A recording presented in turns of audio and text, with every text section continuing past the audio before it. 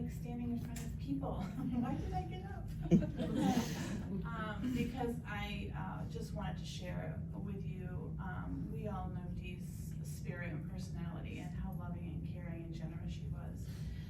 For those that you don't know me, I'm Missy Libby. We went to school together, and we probably met in junior high school.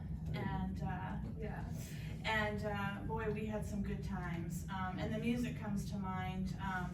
We would do sleepovers all the time, and usually at her house, because it was way more fun. And her mom was a blast. But I can just envision us sitting in her bed, listening to, you know the record. It's Loverboy, and they got the red leather pants, and we like rock that out all the time. And of course there was roller skating. Who could forget that? I mean, that's what we did every Sunday. We would try and get the parents to do one way or the other. And we would chase boys. That's what we did. We would chase boys.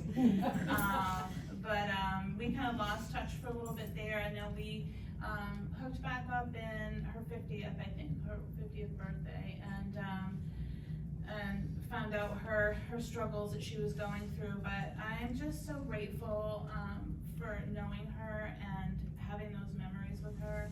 And I'm given the promise that we will see her one day again. So I just wanted to say a little bit about that. Thank you.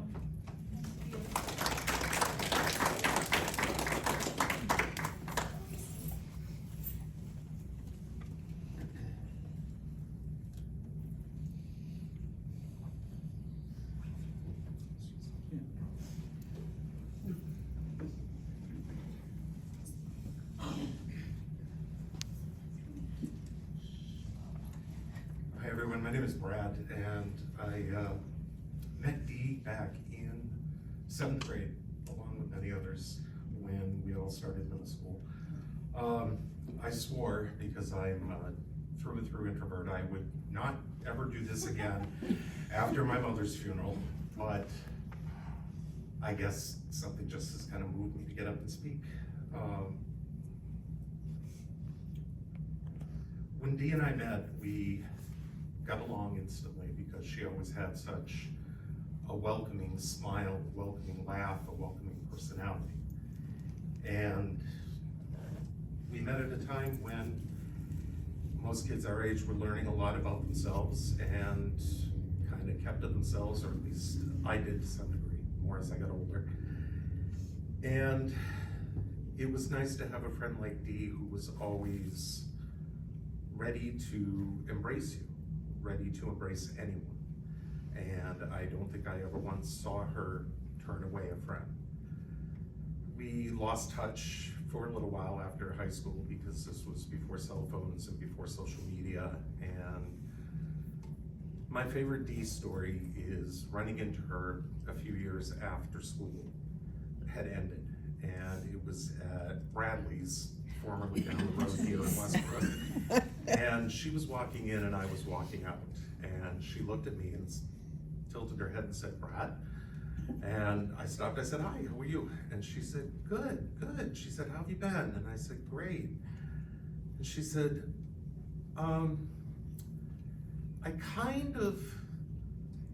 can I ask you a question?" And I said, "Yes, Dee, I'm gay." And she said, "All right, well, now that that's out of the way, how are you?"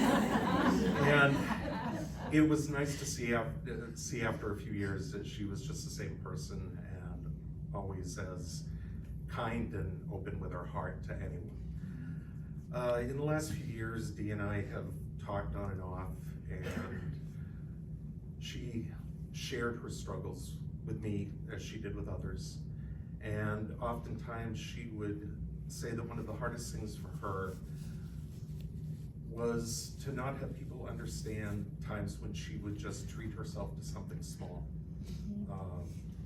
Because she felt that others were judging her and listening to her struggles and saying, you know, if things are so hard, why are you buying yourself a salad for dinner?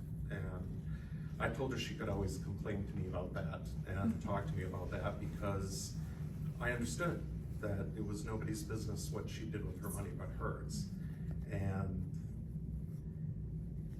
there were times when she knew that I helped her with this or that, sent her an Amazon delivery or sent her a Venmo payment. And she would always thank me again and again and again, even though I told her she never had to. And she said she just feels bad because she had nothing to give in return. And I told her not long ago that the thing she gave that was more valuable than anything I ever sent to her was friendship and love. And she thanked me and said, I think that makes us even. And I said, I agree. So I'm glad to see several old friends here today. And I think I am due to meet a couple of new friends like Beth.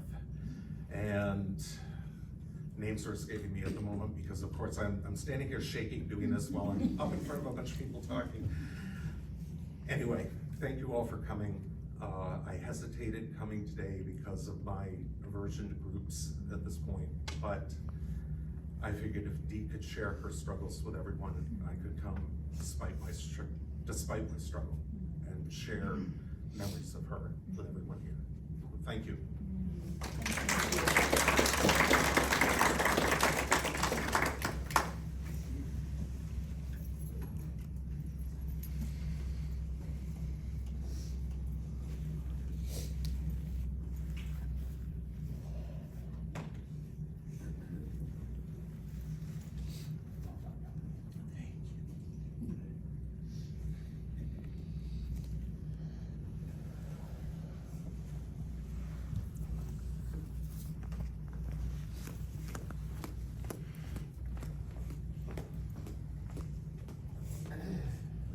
Hi everyone, I'm Heather. Dee and I became close through Beth, and then realized that she lived about 9 minutes from me, so we had a lot of those times where scoot over one or the other. We really bonded over our love of animals, and she'd bring Duncan over so they could run around, the puppies could run around in the backyard.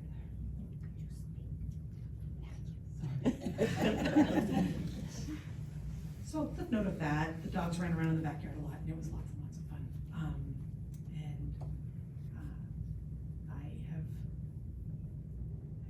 I think until recently,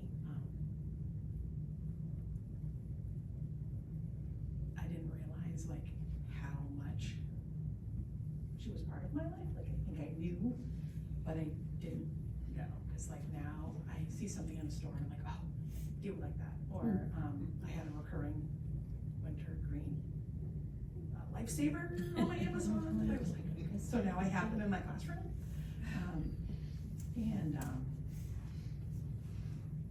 She just was a gift to me, and her friendship, like Brad said, was all I needed from her.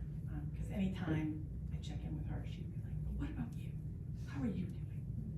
And she's just a wonderful person and will always have a big